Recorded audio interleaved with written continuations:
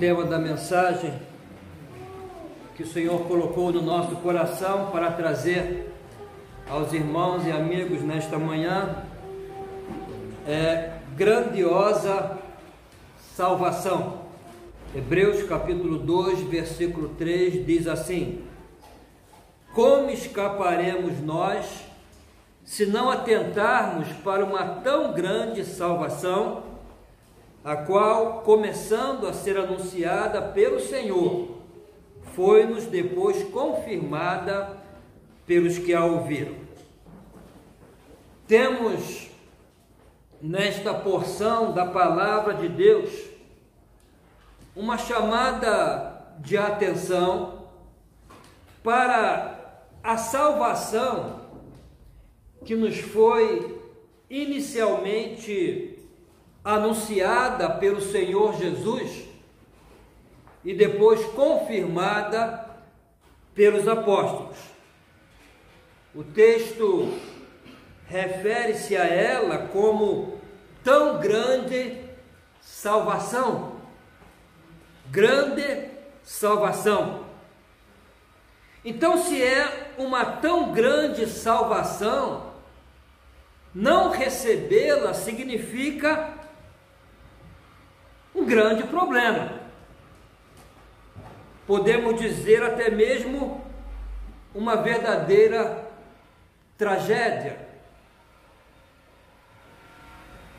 Por isso, ao mesmo tempo que o texto diz que temos diante de nós uma tão grande salvação, há também uma seríssima advertência sobre o perigo de não atentarmos para essa tão grande salvação. Pois o texto diz: como escaparemos nós se não atentarmos para uma tão grande salvação? A fim de entendermos bem a natureza dessa grandiosa salvação, eu vou ler outro texto da Bíblia, que encontra-se em João, capítulo 3, Evangelho de João, capítulo 3, versículo 16, que diz assim: porque Deus amou o mundo de tal maneira que deu seu Filho unigênito, para que todo aquele que nele crê não pereça, mas tenha a vida eterna. Provavelmente seja esse um dos versículos mais conhecidos e mais citados da Bíblia. Martim Lutero o chamou de Evangelho em miniatura, a considerar que o Evangelho significa boas novas de salvação. Então nós temos nesse versículo, ainda que de forma resumida, uma definição completa do que significa a salvação. Se procurarmos no dicionário da língua portuguesa uma definição para a salvação, vamos encontrar a seguinte definição: salvação significa ser salvo das penas do inferno. Mas, irmãos e amigos, essa é uma definição incompleta, imperfeita, porque ser salvo é mais do que um salvo-conduto do inferno, é muito mais do que isso. É certo que a obra realizada por Jesus, a obra de salvação, significa ser salvo de uma terrível condenação por causa dos nossos pecados, mas salvação é mais do que isso. Salvação significa receber a vida eterna. Por isso o texto diz: para que todo aquele que nele crê não pereça, aí está a falar do castigo, da condenação, mas tenha a vida eterna. Vida eterna. que significa não só quantidade de vida, mas também qualidade de vida. Então, a salvação tem esses dois lados, nos livra de uma condenação e ao mesmo tempo nos dá a vida eterna, vida de quantidade e vida de qualidade. Em termos de quantidade, como o nome já diz, essa vida é eterna, é para sempre. Viveremos eternamente no céu, quando Jesus voltar para buscar todo aquele que nele creu. Aquele que nele creu, como único e suficiente Salvador. É o próprio Jesus quem nos faz essa promessa no Evangelho de João, capítulo 14, versículo 2 e 3. Na casa de meu Pai há muitas moradas. Se não fosse assim, eu vou-lhe teria dito, pois vou preparar-vos lugar. E se eu for e vos preparar lugar, virei outra vez e vos levarei para mim mesmo, para que onde eu estiver, estejais vós também. Aqui percebemos que esse mundo não é o nosso lugar definitivo. Um dia todos nós seremos levados desse mundo, porque o nosso lugar definitivo é um lugar que Jesus chama de casa do meu Pai. E a promessa de Jesus é que um dia Ele voltará, como veio pela primeira vez, virá pela segunda vez, para levar-nos à casa do Pai, ou seja, levar-nos ao céu, onde teremos a vida eterna e viveremos para sempre com o Senhor. Mas além de uma vida que jamais terá fim, vida eterna também significa vida de qualidade. E essa vida de qualidade, vida de paz com Deus, de alegria, de satisfação, de segurança, começa já aqui na terra, quando o pecador se arrepende dos seus pecados e confia em Jesus para a sua salvação.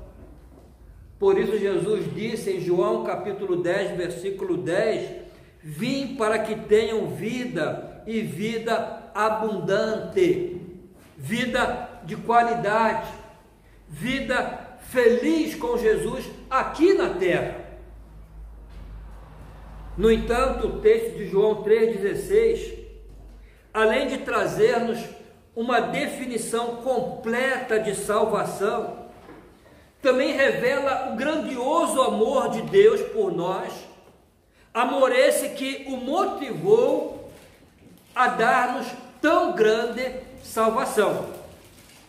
Porque Deus amou o mundo de tal maneira que deu o seu Filho unigênito. Foi o grandioso amor de Deus que o motivou a enviar Jesus a esse mundo, para morrer pelos nossos pecados, para ser o nosso Salvador. Por causa do pecado original que todos nós nascemos com ele, a situação de todas as pessoas que nascem nesse mundo não é uma boa situação. A Bíblia diz que é uma situação de morte. Na carta de Paulo aos Efésios, capítulo 2, versículo 1, Paulo diz assim: estando vós mortos em ofensas e pecados. A nossa triste realidade é que todo ser humano nasce nesta condição, espiritualmente morto. E morte, irmãos, significa separação. Não é simplesmente o fim da vida, porque a nossa vida nunca vai terminar. Aqui na terra vai, mas há uma eternidade a esperar por nós. Deus nos criou para sermos eternos como Ele. Então, morte é separação. Por causa dos nossos pecados, há uma separação natural entre Deus, que é santo, e o homem que é pecador. A Bíblia diz que Deus é tão puro de olhos que não pode ver o mal. Abacuque 1,13: tu és tão puro de olhos que não podes ver o mal. Por isso o pecado separa os homens de Deus. E é isso que significa a morte espiritual, uma vida separada de Deus aqui na terra e condenada a viver separada de Deus na eternidade. Mas a boa notícia, irmãos, é que Deus nos amou tanto, nos amou de tal maneira, que enviou Jesus a esse mundo para pagar pelos nossos pecados e livrar-nos dessa terrível morte espiritual. Diz o texto: mas Deus, que é riquíssimo em misericórdia, pelo seu muito amor com que nos amou, estando nós ainda mortos em nossas ofensas, nos vivificou juntamente com Cristo, pela graça sois salvos. Essa é a maior prova de amor que Deus poderia dar-nos. Dificilmente alguém daria um filho seu para morrer no lugar de qualquer outra pessoa. Nossos filhos são nossos tesouros, são herança do Senhor, mas Deus nos amou tanto que foi capaz de dar o seu único filho para morrer em nosso lugar. Por isso a Bíblia diz em Romanos 5, 7 e 8, dificilmente alguém morreria por um justo, pois poderá ser que pelo bom alguém se anime a morrer, mas Deus prova o seu amor para conosco pelo fato de ter Cristo morrido por nós, sendo nós ainda pecadores. Observa que a Bíblia diz que Deus deu Cristo para morrer por nós, sendo nós ainda pecadores, não porque éramos bonzinhos. Na verdade, o pecado coloca o ser humano na terrível condição de inimigo de Deus, de pessoas que vivem a ofender a Deus, já que o pecado é ofensa contra Deus. Mas mesmo assim Deus nos amou tanto que deu o seu único filho para morrer na cruz em nosso lugar e pagar pelos nossos pecados. Essa é a maior prova de amor que Deus poderia dar-nos. Portanto, se algum dia, por um momento que seja, fores tentado a duvidar do amor de Deus, basta olhar para a cruz de Cristo. Na cruz Deus revela o quanto te ama e o quanto deseja salvar-te. Mas a cruz também revela a justiça de Deus, porque a Bíblia diz que o salário do pecado é a morte. Nós estávamos condenados a essa morte. Deus, para ser justo, Ele tinha que cumprir com essa sentença, mas porque nos amou tanto, que Ele decidiu ser justo, mas cumprir a justiça no Senhor Jesus Cristo. Quando Deus deu Jesus para morrer no nosso lugar, Ele estava a revelar também a sua justiça. O pecado não ficaria sem castigo, mas seria castigado como foi no nosso Senhor e Salvador Jesus Cristo. Por isso, lá em 2 Coríntios, capítulo 5, versículo 21, nós lemos assim: aquele que não conheceu o pecado, o fez pecado por nós, para que nele fôssemos feitos justiça de Deus. Em outras palavras, Jesus, que nunca pecou, assumiu os nossos pecados e na cruz foi castigado em nosso lugar.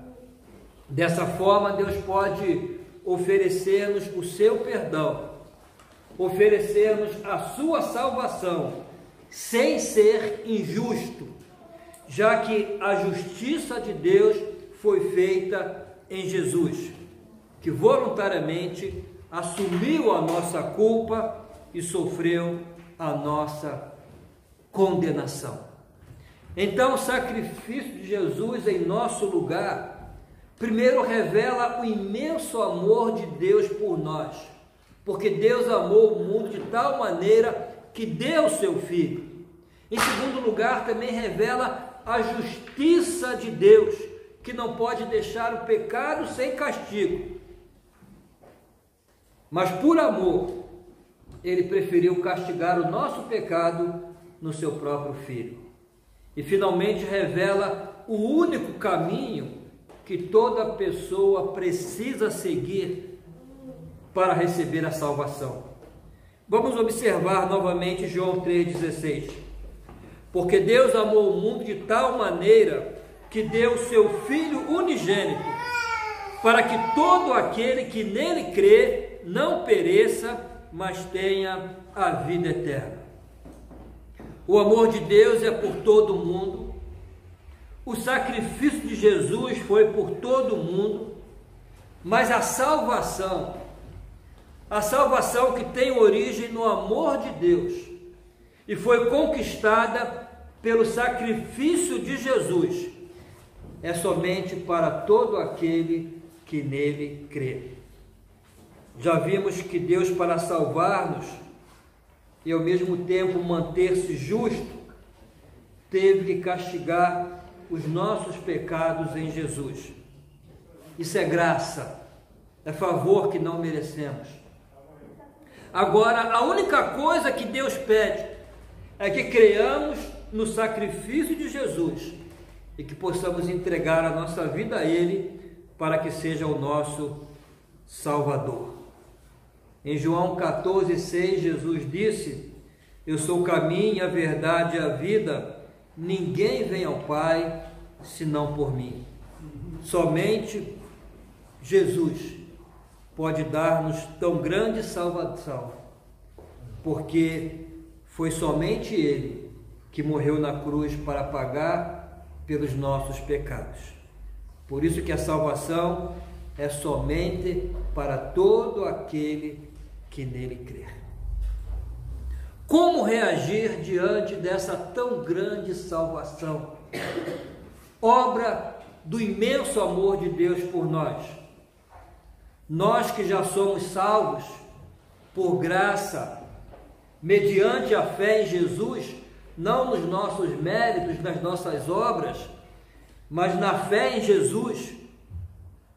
Nós que já somos salvos por esta graça, devemos ser eternamente agradecidos a Deus e dedicar nossa vida completamente ao Senhor e permitir que Ele viva em nós. Como diz o apóstolo Paulo, Gálatas 2,20, já estou crucificado com Cristo e vivo não mais eu, mas Cristo vive em mim. E a vida que agora vivo na carne, vivo-a na fé do Filho de Deus, o qual me amou e se entregou a si mesmo por mim. Cristo viver em mim significa uma vida dedicada a Ele, não mais a minha vontade, mas a vontade do Senhor. Não mais o que eu quero, não mais o que eu penso, mas o que o Senhor pensa, o que o Senhor quer. E quem ainda não tomou a decisão de confiar somente em Jesus para a sua salvação, deve fazê-lo urgentemente. Porque como escaparemos nós, se não atentarmos para tão grande salvação? Não existe urgência maior do que essa, porque o que está em jogo é o seu destino eterno, o seu destino eterno. Que Deus nos abençoe, a nós que já temos a Jesus como Salvador, que sejamos eternamente agradecidos ao Senhor. E quem ainda não abriu o coração para receber a Jesus, que possa fazê-lo com urgência. Amém?